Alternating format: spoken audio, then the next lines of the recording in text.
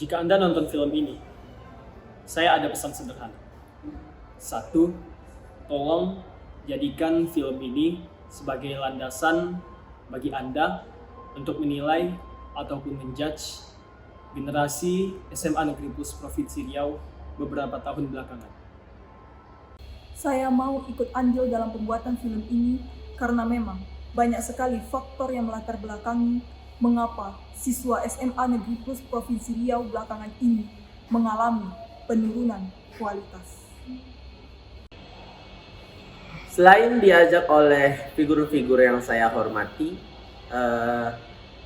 tentunya film ini dianggap mampu untuk memberitahu masyarakat betapa banyak faktor-faktor yang mempengaruhi kehidupan dan pendidikan yang ada di SMA Negeri Plus Provinsi Riau, terutama untuk siswa dan siswi yang ada di komplek ini. Kesalahan ini jangan hanya dibiarkan karena ingin menjaga nama baik sekolah dan melindungi pemimpin-pemimpin yang di atas. Film ini adalah monumen, tagihan. Monumen yang akan selalu kita ingat bersama-sama bahwasannya kita memiliki peranan besar dalam melahirkan sistem yang salah dan dibiarkan secara terus-menerus dan berulang-ulang hingga mengakar di diri kita masing-masing.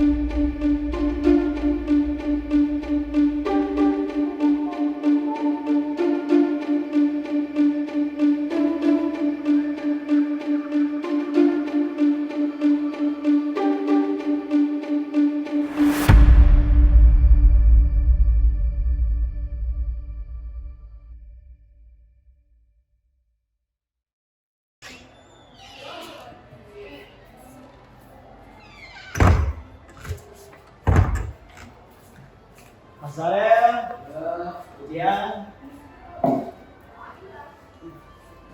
Halo Mas, iya. Ya.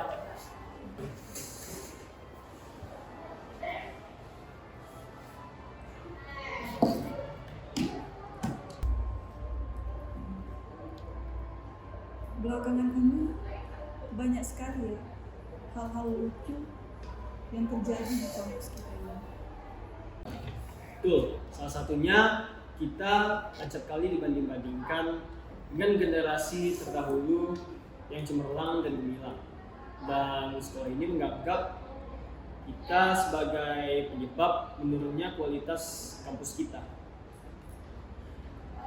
Ya, karena memang banyak faktor yang tidak disadari oleh pihak-pihak terkait yang mengelola kampus kita ini, yang menimbulkan dampak kepada orang-orang yang berada di instansi kita ini. Bisa kita lihat aja sih, dari fasilitas yang kita terima jauh ketinggalan dari zaman kita saat ini. Ya, contohnya aja laboratorium. Bisa dibilang komputer yang ada di laboratorium kita itu masih kuno, karena kalau kita mengaksesnya itu banyak sekali apa yang kita rasakan. Mas, ini nggak sih mas? Keyboard di lab komputer yang bisa dipatah-patah gitu. Nah itu masih keyboard tahun yang tahun 9798 itu, zaman Windows 9798. Lebih parah lagi, waktu kita OSK kemarin, banyak kali siswa yang komputernya trouble dan tiba-tiba mati sendiri. Bayangin aja lagi ngerjain soal astronomi ya kan, di stres, terus tiba-tiba muncul logo muter-muter kayak Galaxy Bima Sakti. Ada saja. Lah, gimana nggak stres ngerjain soal astronominya? Orang pelatihannya nggak ada. Pernah sih pelatihan, cuma ya gitu, bayar sendiri, nggak kayak mendua. Mas, Oh, iya. yang gitu. Sorry. Ini masih, kalau dulu perangkatan siswanya 100 orang, udah sampai di kita tambah jadi 150 orang. Yang bawa maksa lagi 200. Dan juga jumlah gurunya tuh segitu-segitu aja. Gimana mau maksimal ngajarnya? Kalau gurunya aja kecapean. Jamnya lo banyak banget. Bisa sih maksimal, tapi mati. Berarti Berarti nggak nggak bisa. Bisa, tapi mati. Ditambah lagi nih ya, kita tuh dipaksa harus menguasai semua materi. Mulai dari materi wajib, saintek, lintas minat, bahkan mulak pun menghantui pikiran kita. Tambah lagi di asrama kita dipaksa bugar. Karena kegiatan asrama tuh emang sebanyak itu. Kita harus ngurus diri sendiri, cuci sendiri. Ya pokoknya kita harus mandiri. Sekalinya kita pengen laundry, kita harus nyisihin duit jajan kita buat menuhin kebutuhan hidup. Ditambah lagi kegiatan-kegiatan asrama kita lumayan padat. Terus tradisi baik yang dulu-dulu tuh ya udah mulai hilang. Ditambah dengan munculnya tradisi yang baru, cuman nggak etis aja gitu. Itu juga karena faktor pembina sih. Yang gimana ya? Peraturan yang nggak ada tuh diada-adain. Sedangkan peraturan yang udah ada dibiarin gitu aja.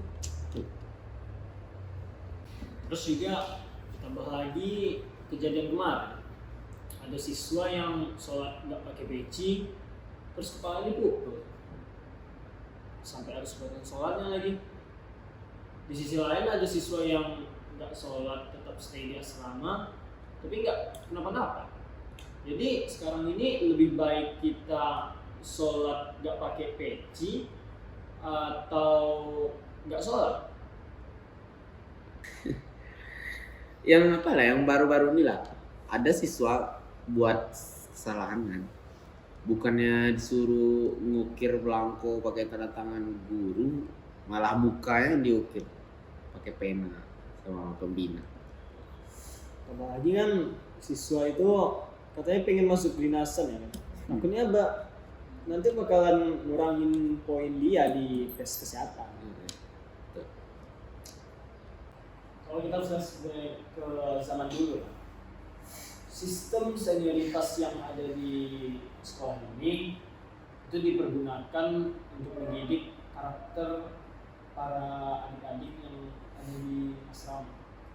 Namun sekarang tradisi tersebut sudah mulai menghilang, bahkan hampir terhapuskan karena dinilai itu oleh sekolah ini. Terus guru-guru malah curhat, yang adanya nggak sopan lah, yang adanya nggak ada etika lah. Terus kita harus ngapain? Karena peraturan yang ada tuh bukan cuma dari dalam, peraturan dari luar juga masuk ke dalam. Ini yang mengusik sistem kita yang sudah dirangkai sedemikian rupa. Sampai 3 kali ganti kepala sekolah.